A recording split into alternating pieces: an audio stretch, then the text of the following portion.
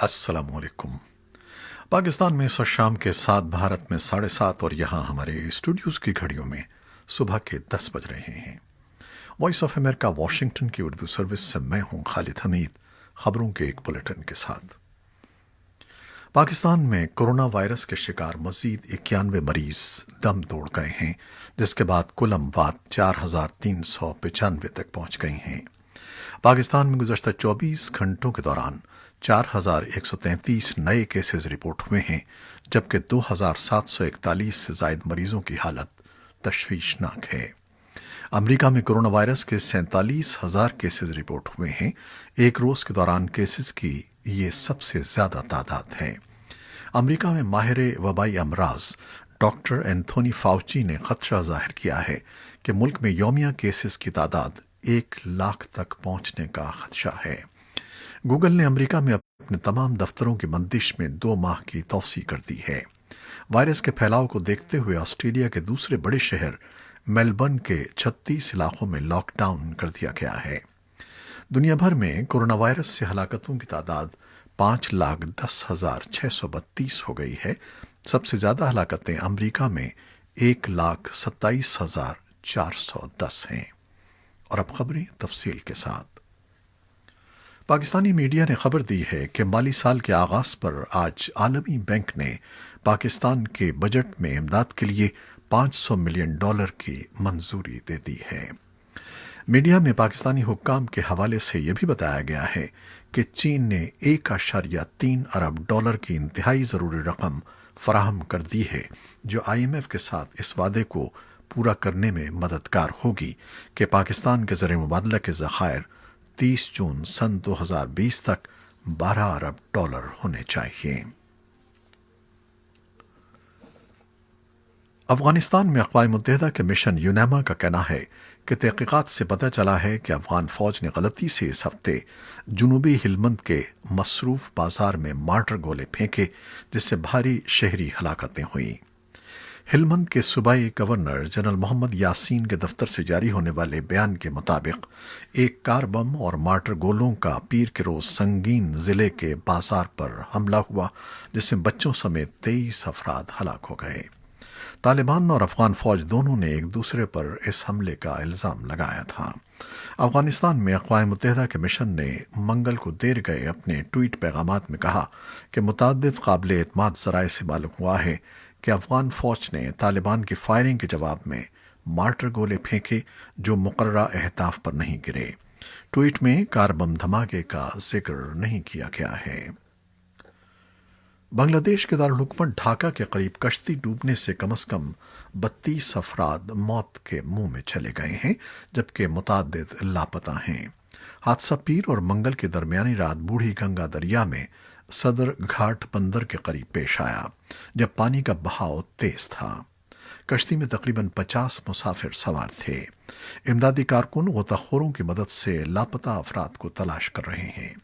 मकामी ज़राए इब्लाग ने इमदादी कारकुनों के हवाले से बताया है कि मॉर्निंग शिप नाम की कश्ती उस वक्त डूबी जब वो एक तेज रफ्तार बड़ी कश्ती से टकरा कर उलट गई। बांग्लादेश में कश्ती डूबने के वाक़यात आम हैं और कभी गुंजाइश से ज़्यादा अफराद सवार करना और कभी मौसम की खराबी वजह बनती है। फ्रांसीसी खबर रसां इदारे AFP के मुताबिक इमदादी कारकुनों ने कम से कम 30 लाशें निकाल ली हैं, जिनमें कई बच्चे शामिल हैं। बताया जाता है कि मजीद 20 अफराद लापता हैं। ईरान के दारुल हुकूमत तेहरान के एक क्लिनिक में गैस लीकेज के नतीजे में होने वाले धमाके में 19 अफराद मौत का शिकार हो गए हैं। ईरान की नीम सरकारी न्यूज़ एजेंसी ISNA के मुताबिक अथर हेल्थ सेंटर में उस वक्त जोरदार धमाका हुआ जब मरीजों की बड़ी तादाद वहां इलाज के लिए मौजूद थी। धमाके में 6 अफराद जख्मी भी हुए हैं। तेहरान की इमरजेंसी मेडिकल सर्विस ने तस्दीक की है कि धमाके के बाद 13 अफराद मौके पर ही हलाक हो गए, जबकि महकमे फायर ब्रिगेड के तर्जुमान जलाल मालिकी ने खबर रसां इदारे को बताया कि आग बुझाने के 2 घंटे बाद मजीद 6 सोख्ता लाशों को भी निकाला गया है, जिसके बाद हलाकतों की कुल तादाद 19 हो गई है। जलाल मालिकी के मुताबिक क्लिनिक के तहखाने में आग लगने से गैस सिलेंडर्स में आग लग गई थी, जो धमाके की वजह बनी। ایران کے سرکاری ٹی وی کے مطابق ہلاک ہونے والوں میں 13 خواتین شامل ہیں۔ تہران کے ڈپٹی گورنر حامد رضا گودرزی نے واقعے کے بعد سرکاری ٹی وی پر ایک انٹرویو کے دوران بتایا کہ میڈیکل کلینک میں گیس لیکیج کی وجہ سے دھماکہ ہوا ہے۔ آگ لگنے کے باعث عمارت کو بھی شدید نقصان پہنچا ہے۔ افغانستان میں مفاہمت کے لیے امریکہ کے خصوصی مندوب زالمے خلیلزاد نے ایک مشترکہ ویڈیو کانفرنس میں صدر غنی اور عبداللہ سے منگل کو دیر گئے بات کی، جس میں تشدد میں کمی، قیدیوں کے تبادلے اور بین الافغان مذاکرات پر گفتگو ہوئی۔ آئندہ امن منصوبے کی پیش رفت پر بھی بات ہوئی۔ اسی اثنا میں زالمے خلیلزاد نے اپنا ازبکستان کا دورہ مکمل کر لیا ہے۔ وائس آف امریکہ کی ڈیوا سروس نے اطلاع دی ہے کہ امریکہ کے خصوصی مندوب آج بدھ کے روز اسلام آباد پہنچ رہے ہیں، جو بین الافغان مذاکرات کے لیے راہ ہموار کرنے کی ان کی کوششوں کا ایک حصہ ہے۔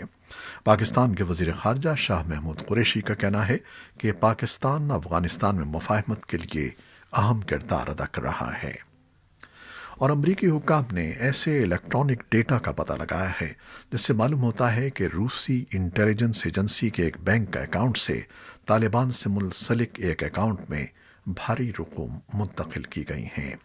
یہ ان شواہد میں شامل ہے جن سے اس خیال کو تقویت ملتی ہے کہ روس نے افغانستان میں امریکی اور اتحادی فوجیوں کو قتل کرنے کے عوض طالبان کو خفیہ طور پر انعام کی پیشکش کی تھی۔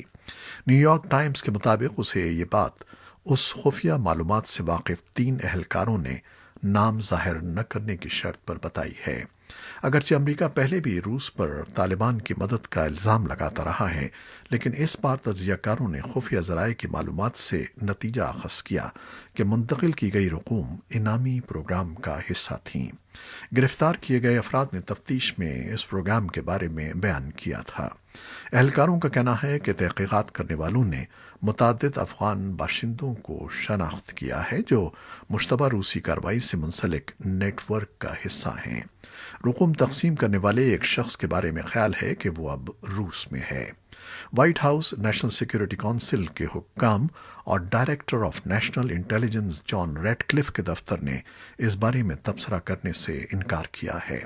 انہوں نے گزشتہ پیر کو جان ریڈ کلف، قومی سلامتی کے مشیر رابرٹ سی اوبرائن اور پینٹاگون کے ترجمان جونیتھن ہافمین کے بیانات کی طرف اشارہ کیا۔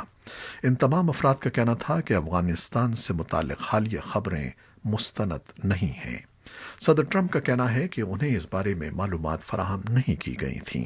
انہوں نے خفیہ تجزیے کو نام نہاد قرار دیتے ہوئے کہا تھا کہ انہیں بتایا گیا ہے کہ یہ قابل بھروسہ نہیں ہے۔ وائٹ ہاؤس نے بھی ایسے ہی بیانات جاری کیے جن میں کہا گیا کہ صدر ٹرمپ کو اس بارے میں بریف نہیں کیا گیا تھا، لیکن 2 اہلکاروں کے مطابق روس کے خفیہ منصوبے کی معلومات فروری کے آخر میں صدر ٹرمپ کی روزانہ کی بریفنگ میں شامل تھی۔ یہی معلومات 4 مئی کو CIA کے ورلڈ انٹیلیجنس ریویو کے ایک مضمون میں کافی ٹھوس کہہ کر انٹیلیجنس کمیونٹی میں تقسیم کی گئی۔ طالبان کے ایک ترجمان نے اس بات کی تردید کی ہے کہ اس نے امریکی اور اتحادی فوجیوں پر حملے کے لیے روس کی رقوم قبول کی ہیں۔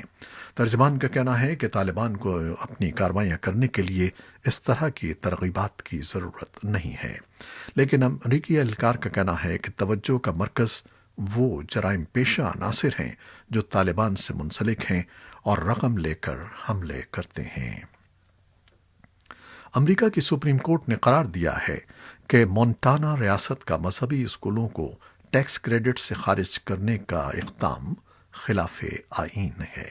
منگل کو سنائے جانے والا یہ فیصلہ مذہبی اسکولوں کے لیے پبلک فنڈنگ کے حامیوں کے لیے فتح کی نوید لایا ہے، جبکہ مخالفین اس فیصلے سے خوش نظر نہیں آتے۔ ان میں ٹیچرز یونینز بھی شامل ہیں جن کا خیال تھا کہ اس سے پبلک اسکولوں کی فنڈنگ کا راستہ بند ہو سکتا ہے۔ ٹرمپ انتظامیہ بھی اسے مذہبی آزادی کی جیت قرار دے رہی ہے۔ فیصلے کے حق میں 5 ججوں نے جبکہ 4 ججوں نے مخالفت میں ووٹ دیا۔ اٹارنی جنرل ولیم بر نے فیصلے کا خیر مقدم کرتے ہوئے کہا کہ ہمیں خوشی ہے کہ عدالت نے ٹرمپ انتظامیہ کے استفسار سے اتفاق کیا کہ مذہب کے خلاف ایسے کھلے امتیازی رویے کی ہمارے آئین میں کوئی گنجائش نہیں ہے۔ امریکہ کی ریاست کے نیو یارک کے ایک جج نے صدر ڈونلڈ ٹرمپ سے متعلق ایک کتاب کی اشاعت پر عارضی پابندی لگا دی ہے۔ اس کتاب کے بارے میں دعویٰ کیا جا رہا ہے کہ اس میں امریکی صدر کے بارے میں کچھ ایسی معلومات شامل ہیں جو ان کے لیے شرمندگی کا باعث بن سکتی ہیں۔ ریاست نیو یارک کی سپریم کورٹ کے جج ہال گرین والڈ نے جس کتاب کی اشاعت روکی ہے وہ صدر ٹرمپ کی بھتیجی میری ٹرمپ نے لکھی ہے۔ یہ کتاب 28 جولائی کو مارکیٹ میں آنی ہے، لیکن جج گرین والڈ نے کہا ہے کہ وہ کتاب کے خلاف درخواست دینے والے صدر ٹرمپ کے بھائی کا موقف سن کر اس بات کا حتمی فیصلہ کریں گے کہ یہ کتاب شائع ہوگی یا نہیں۔ عدالت میں درخواست دائر کرنے والے صدر ڈونلڈ ٹرمپ کے بھائی رابرٹ نے موقف اپنایا ہے کہ میری ٹرمپ خاندان کے ایک معاہدے کے تحت اس بات کی پابند ہیں کہ وہ خاندان کے دیگر افراد کی اجازت کے بغیر ٹرمپ فیملی سے متعلق کوئی کتاب نہیں لکھ سکتی۔ میری ٹرمپ کے وکیل تھیوڈور باؤٹراس جونیئر نے عدالت کی جانب سے کتاب کی اشاعت پر پابندی کو امریکی آئین کی واضح خلاف ورزی قرار دیا ہے۔ دوسری جانب امریکی صدر کے بھائی رابرٹ ٹرمپ کے وکیل چارلز ہارڈر نے میری ٹرمپ اور ان کی کتاب کے پبلشرز کے اقدامات کو انتہائی قابل مذمت قرار دیا ہے اور کیس کو بھرپور انداز میں لڑنے کا عندیہ دیا ہے۔ واضح رہے کہ میری ٹرمپ امریکی صدر ڈونلڈ ٹرمپ کے بڑے بھائی آن جہانی فریڈ ٹرمپ جونیئر کی صاحبزادی ہیں۔ فیس بک سے نفرت انگیز مواد کے معاملے پر مذاکرات ناکام ہونے کے بعد 400 کے لگ بھگ ملٹی نیشنل کمپنیوں نے بدھ سے ایک ماہ کے لیے فیس بک پر اشتہارات کے بائیکاٹ کا اعلان کیا ہے۔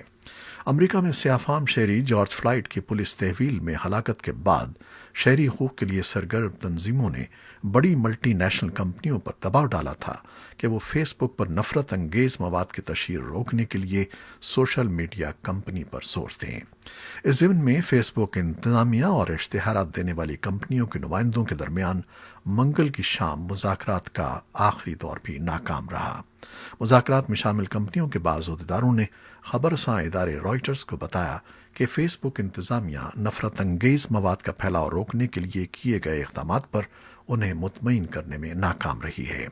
فیس بک نے رواں ہفتے اعلان کیا تھا کہ وہ نفرت انگیز مواد کی تشہیر روکنے کے لیے آڈٹ پالیسی متعارف کروا رہا ہے، جس میں ٹویٹر کی طرز پر قابل اعتراض مواد پر انتباہی لیبل لگانا بھی شامل ہے۔